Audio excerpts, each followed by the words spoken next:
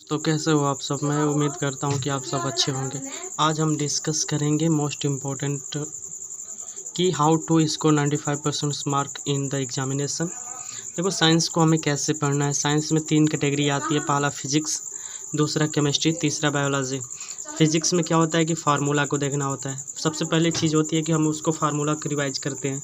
दूसरी, उसकी थ्योरी जितनी होती है उसकी थ्योरी को हम लोग कंसेप्चुअल क्या करते हैं, पढ़ते हैं। तीसरी बात आती है कि इसकी न्यूमेरिकल, यानी जो हमें फिजिक्स में पढ़ना होता है वो 3 चीज़ पढ़ना होता है। पहला फार्मूला, थ्योरी और न्यूमेरिकल। ठीक इसी प्रकार केमिस्ट्री में भी क्या आता है, पहला फार्मूला आता है, फिर उसके बाद कंसेप्ट जितने होते हैं उन सबको अच्छे से पढ़ना होता है।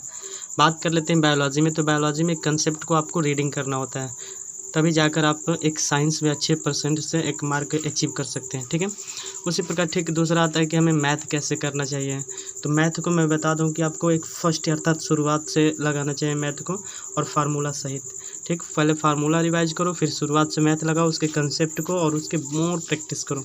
अगला आता है मोर प्रैक्टिस, मतलब कि इसकी बहुत ज़्यादा प्रैक्टिस करनी चाहिए। फिर बात करते हैं हम लास्ट से, यानी फर्स्ट चैप्टर उठाओ और लास्ट चैप्टर उठाओ। लास्ट वाला को भी फार्मूला रिवाइज करो, उसके बाद उसके कंसेप्ट को रिवाइज करो, और प्रैक्टिस इतनी करो कि पेपर भी कहे कि अरे किसके हाथ में मैं लग गया। ठीक है, उसके बाद आता है मॉक टेस्ट। बहुत ज़रूरी है, आपको मॉक टेस्ट भी बहुत ज़रूरी है कि आप कितने पढ़ें। ठीक, तीसरी पॉइंट आती है कि आपको इंग्लिश। देखो, इंग्लिश की बात कर लेते हैं तो इंग्लिश में 2 चीज़ों में डिवाइड कर देते हैं, एक ग्रामर, दूसरा बुक। जो फिक्स चीज़ें होती है, जैसे आपको नरेशन हो गया, पैसिव वॉइस हो गया, ट्रांसलेशन हो गया, इजी इससे हो गया, और उसके बाद एप्लीकेशन, तो ये फिक्स होती है, यही आना तो आना है। ठीक है, और बात कर लेते हैं एंटोनिम्स, सिनोनिम्स, स्पेलिंग एरर और पंक्चुएट भी आता रहता है। लेकिन बुक की बात करते हैं जो फिक्स होती है, जैसे आपका सेंट्रल आइडिया हो गया, पोएम हो गया, कॉलम मैचिंग हो गया, फिलअप हो गया, उसके बाद शॉर्ट क्वेश्चन आंसर हो गया, और लॉन्ग क्वेश्चन आंसर होता है। ये फिक्स चीज़ें होती है कि आपको पूछेगा ही पूछेगा। ठीक, उसी प्रकार हम बात कर लेते हैं सोशल साइंस की। तो सोशल साइंस में सबसे पहले जो मेरे अकॉर्डिंग, पहले आपको ऑब्जेक्टिव क्वेश्चंस को रटना होगा। ठीक है, ऑब्जेक्टिव क्वेश्चन रट लो, फिर उसके बाद अति लघु पर आओ, उसके बाद अति लघु को रटो। जब अति लघु पर आओ तो एक बार और ऑब्जेक्टिव क्वेश्चन को रट लो। ठीक उसी प्रकार जब अति लघु को खत्म कर लो तो लघु पे चले आओ। जब लघु को तुम खत्म कर लेते हो तो अति लघु पर चले जाओ।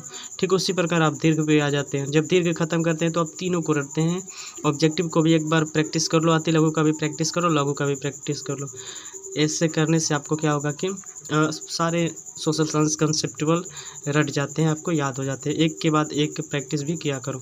ठीक है, तभी जाकर काम चलेगा। उसके बाद आते हैं हम हिंदी पे। तो हिंदी पे देखो, जो फिक्स चीज़ें होती है, जैसे जीवन परिचय हो गया, गद्य और पद्य का दोनों पूछता रहता है।